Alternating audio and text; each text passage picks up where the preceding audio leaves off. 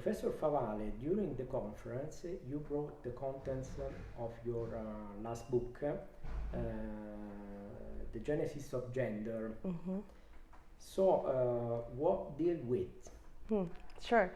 So I have a background in gender studies and gender theory, and so the book discusses the genesis of gender in two ways.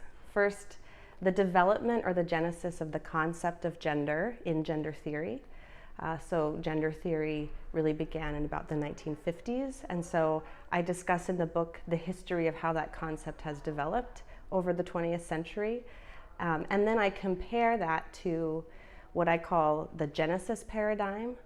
So there's the gender paradigm, which I describe how that developed, and then I compare it to the Genesis paradigm, or the understanding of reality that we see in scripture and tradition in a Christian Catholic setting, and then I compare the two.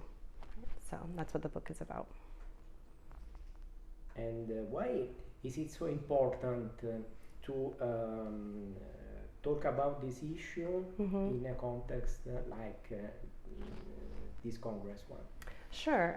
I think gender's become such an important issue of our time, and we're trying to understand who we are as human beings.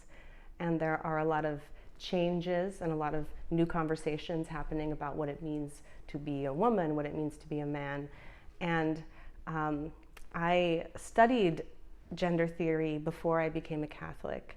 And so now I want to bring my understanding, my insider knowledge of gender theory to help Catholics better understand what that philosophy is all about, and to be able to see how it compares to the Catholic theology of the human person and Catholic theology of the body. So I think it's a really important issue in our time, and it's one that Pope Francis has spoken regularly about.